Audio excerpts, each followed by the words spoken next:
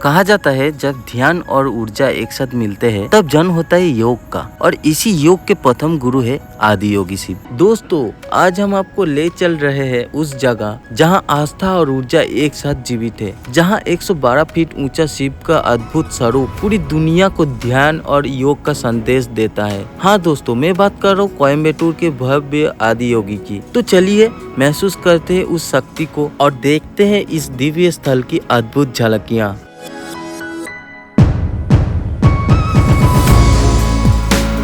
नमस्कार दोस्तों, फिर से एक और बार स्वागत करता हूँ आप सभी को एक और नया ब्लॉग में। आज हम आए हुए थे आदि योगी। ये आदि योगी तमिलनाडु के कोयम्बटूर में स्थित है। तो चलिए पूरा यात्रा शुरू करते हैं।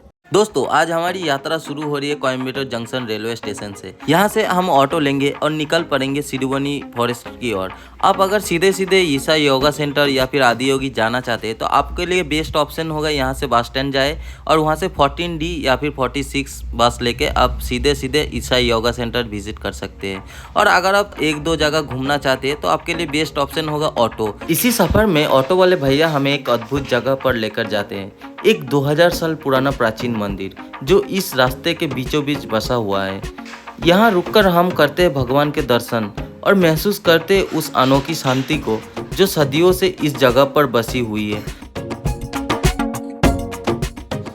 तो दोस्तों, अंदर मोबाइल कैमरा कुछ अलाउड नहीं था, अब बाहर ही जमा कर लेता है। तो हम लोग भी जमा कर दिए और उसके बाद अंदर गए। अंदर मंदिर परिसर और नक्काशी देख के बहुत ही अच्छा लगा। तो आप लोग अगर आइएगा तो इस मंदिर जरूर विजिट कीजिएगा। तो चलिए चलते आगे। उसके बाद मंदिर से बाहर हम लोग आ चुके हैं और ऑटो हमारा यहीं पे इंतजार कर रहा था। यहाँ से हम लोग निकल पड़े हैं वाटरफॉल्स की ओर। रास्ते पर हरे भरे वादियाँ, पहाड़ों से घिरा जंगल और ताजगी से भरी हवा, मानो प्रकृति हमें स्वागत कर रही हो।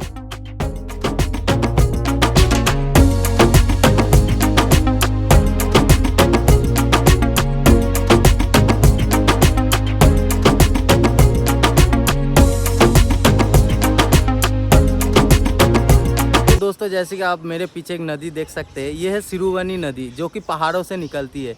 इसी के वाटरफॉल देखने के लिए हम लोग आज जाने वाले थे, लेकिन किस्मत इतना खराब है, सुबह से कुछ ना कुछ बुरा तो होते ही रह रहा है हम लोग के साथ। पहाड़ों में आज बहुत ज़्यादा बारिश होने के कारण से वाटरफॉल्स का विजिट आज बंद कर दिया गया है। इसी के लिए हम लोग को यहीं पर रोक दिया गया है। बोला गया यहीं पर से आप लोग जो कुछ कर सकते हो कर लो, पहाड़ पे झरना आप लोग देख नहीं सकते हो आज। तो फिलहाल इसी को इंजॉय करके चलते हैं अभी आदि योगी के पास, उसके बाद आप लोग से मिलते हैं। लगातार सफर करने के वजह से मुझे जो थकान हुआ था, इस ठंडे ठंडे पानी को देख के अपने आप को रोक नहीं पाए। नहाकर मानो थकान मिट सी गई। कपड़ा चेंज करके हम चल पड़े आदि योगी की ओर। तो दोस्तों, आप लोग मेरे पीछे आदि योगी का पोस्टर देख पा रहे होंगे। यही से हम लोगों का यात्रा शुरू होता है। ये है ईसा फाउंडेशन का मेन एंट्रेंस। ऑटो वाले भैया हम लोग को यहीं पे ड्रॉप करके वो आगे चल गए। तो चलिए आप लोग आगे का यात्रा दिखाते हैं।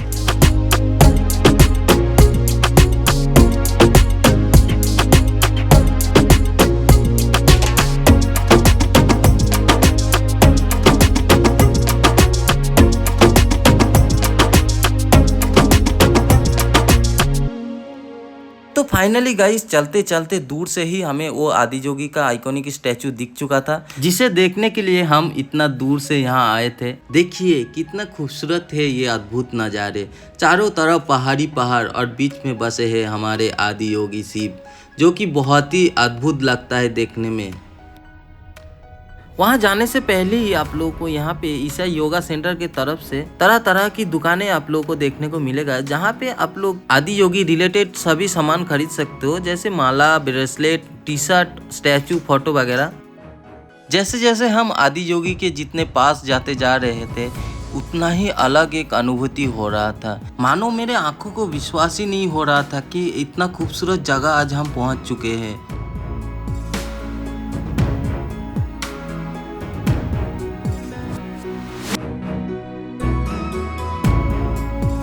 तो दोस्तों, हम अभी उस जगह पे स्थित है जो इंस्टाग्राम, फेसबुक पे बहुत ही ज़्यादा वायरल है और यहाँ आना हर कोई चाहता है। तो आप लोग पीछे देख सकते हैं वो महान आदि योगी का स्टैचू, जिसे हर कोई अपना इंस्टाग्राम और फेसबुक पे जरूर देखे होंगे।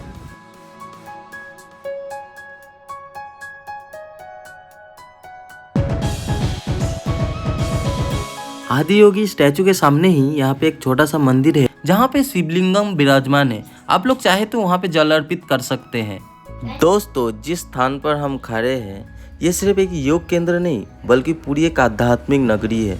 यहाँ स्थित है आदि योगी 112 फीट ऊंची शिव की भव्य प्रतिमा गिनीज वर्ल्ड रिकॉर्ड ने दुनिया के सबसे बड़ी बस्ट प्रतिमा के रूप में दर्ज किया है।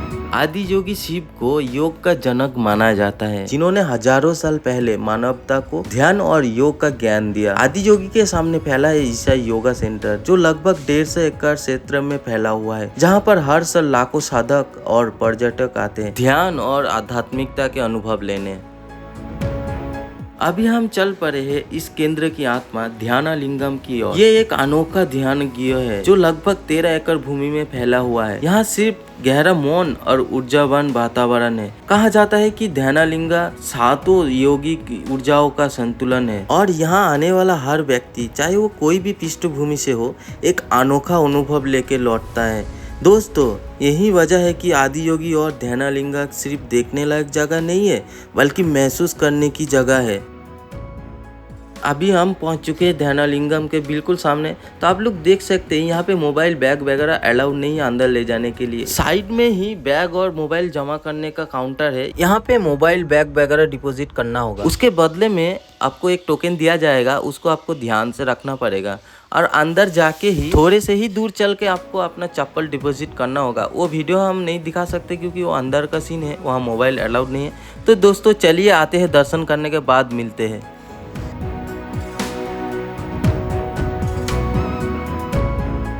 तो दोस्तों, ध्यानालिंगा और मंदिर का दर्शन करके हम लोग आ चुके हैं और काउंटर से मोबाइल बैग वगैरह हम लोग वापस ले चुके हैं। तो अभी हम जा रहे हैं आदि योगी स्टैचू के पास, जहाँ पे लाइट शो होने वाला है कुछ ही देर में। तो आप लोगों को लाइट शो दिखाएंगे, उसके बाद आगे का जर्नी दिखाएंगे।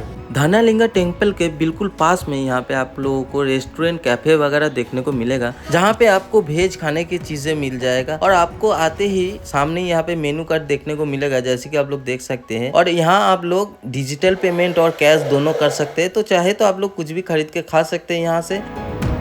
तो हम लोग अभी एक वेज नूडल्स ऑर्डर कर दिए, जैसे कि आप लोग देख सकते हैं। खाना पीना करने के बाद हम निकल पड़े हैं लाइट शो देखने के लिए, जैसे कि दोस्तों आप लोग देख ही पा रहे होंगे। तो दोस्तों जा ही रहे थे हम और रास्ते में मुझे ये वाले शिव प्रतिमा देखने को मिला, जो कि रात में बहुत ही ज़्यादा और खूबसूरत लग रहा है। आप लोग देख सकते हैं अंधेरा हो चला है और अभी कुछ ही देर में लाइट शो शुरू हो जाएगा।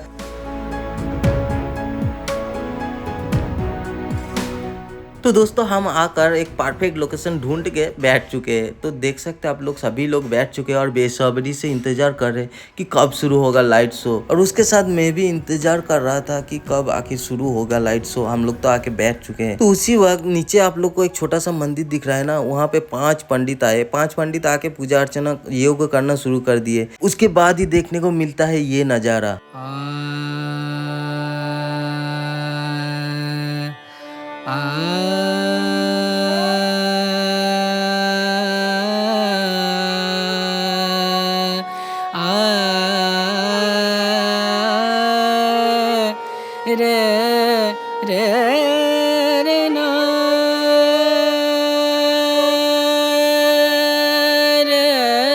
जैसे ही अंधेरा छाता है, आदि योगी के इस भव्य स्वरूप पर पड़ती रोशनियां एक अद्भुत कहानी कहती है। कहानी उस योगी की जो सिर्फ देवता नहीं बल्कि संपूर्ण अस्तित्व का आधार है। हजारों साल पहले कैलाश की शांति में शिव ध्यान मगन बैठे थे। उनके मौन से निकली ऊर्जा ने सप्त ऋषियों को ज्ञान दिया और वही योग धारा पूरी दुनिया में फैल गई। इसीलिए शिव को कहा जाता है आदि योगी, पहला गुरु। लेकिन उनकी कहानी यहाँ खत्म नहीं होती। जब माता पार्वती उनकी अर्धांगिनी उनके जीवन में आई तो एक नया अध्याय शुरू हुआ। उन्होंने शिव से योग का सबसे गहरा और रहस्यमय ज्ञान प्राप्त किया। यही कारण है कि शिव को योगेश्वर कहा जाता है और पार्वती को योग माया। एक अर्धनारीश्वर स्वरूप में वो हमें सिखाते हैं कि स्त्री और पुरुष, शक्ति और शिव दोनों मिलकर ही संपूर्णता बनाते हैं। आज उसी अद्वितीय मिलन की गाथा रोशनी और संगीत की लहरों में हमें सुनाई देती है। और रंग बदलती किनारे, मंत्रों की ध्वनि और आकाश में गूंजती कथाएं मानो खुद समय रुककर हमें बता रहा हो